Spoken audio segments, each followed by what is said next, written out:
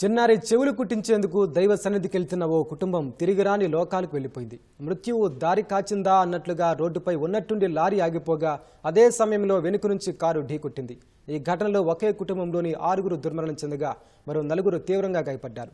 సూర్యాపేట జిల్లాలో చోటు చేసుకున్న ఈ ఘటన తీవ్ర విషాదాన్ని మిగిల్చింది. సూర్యాపేట జిల్లా కోదాడ సమీపంలో 2 రోజుల క్రితం ఆగి ఉన్న లారీ కిందకు కారు వెనుక నుంచి దూసుకెళ్లి దంపతులు మృతి చెందిన ఘటన నెత్తుటి చారలు ఆరకముందే అదే ప్రాంతంలో అదే తరహాలో మరో ఘటన చోటు చేసుకుంది. కోదాడ పట్టణ బైపాస్ రోడ్డుపై తెల్లవారుజాము 5:30 గంటల ప్రాంతంలో ఆగి ఉన్న లారీని ఢీకొట్టి ఒకే కుటుంబానికి చెందిన 6 అక్కడికక్కడే ప్రాణాలు కోల్పోయారు. మరో 4 తీవ్రంగా గాయపడి ఆసుపత్రిలో చికిత్స పొందుతున్నారు.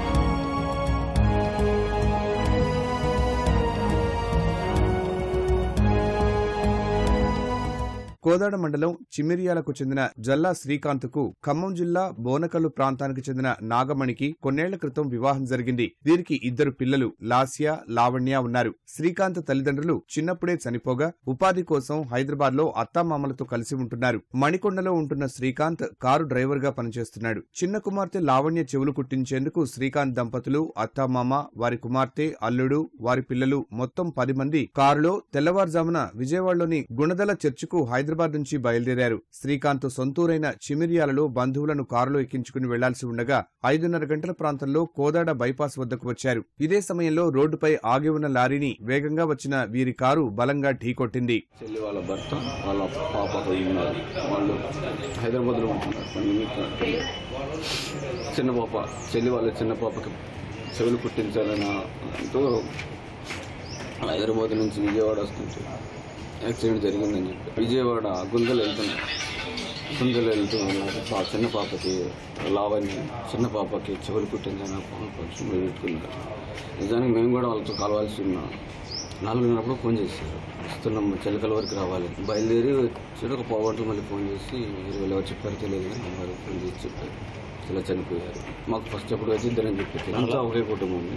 ఒక నల్లుడు ఉన్నారు. 4 గోవిందపురం, శ్రీకాంత్ అన్నతను అల్లుడు, లక్ష్మీరాల పాపది వాళ్ళ పాప లాస్ట్ అది చిమ్మిరాల.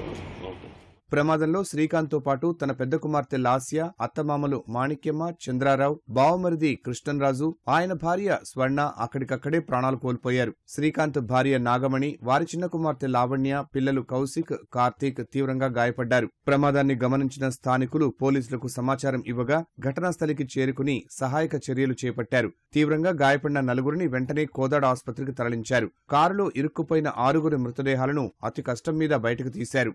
ఘటనా స్థలిని ఎస్పీ రాహుల్ హెగ్డే పరిశీలించారు. ఆసుపత్రిలో చికిత్స పొందుతున్న వారిని పరామర్శించి పరిస్థితిపై ఆరా తీశారు. పొద్దున 4:30 సమయంలో ఒక అర్టిగా వెహికల్, దాంట్లో 10 మెంబర్స్ ట్రావెల్ చేస్తుంటారు. 4 చిల్డ్రన్ అండ్ మిగతా వాళ్ళు ఎల్డర్స్ ట్రావెల్ చేస్తుంటే కోదాడ్ అవుట్స్కర్ట్స్ లో NH65 మీద ఒక లారీ బ్రేక్ డౌన్ అయ్యి యాక్సిల్ కట్ అయి ఉంటుంది. దానికి బ్యాక్ సైడ్ నుంచి ఓవర్ స్పీడ్ లో హిట్ చేస్తారు. సో ఈ 10 మెంబర్స్ ట్రావెల్ చేస్తుంటే దాంట్లో 6 మెంబర్స్ ఆన్ ద స్పాట్ చనిపోతారు. ఇమీడియట్ గా పోలీస్ స్టేషన్ ఇన్ఫర్మేషన్ వస్తే ఇన్స్పెక్టర్ గారు రష్ అయ్యారు. మిగతా వాళ్ళని హాస్పిటల్ కి తరలించడం జరిగింది.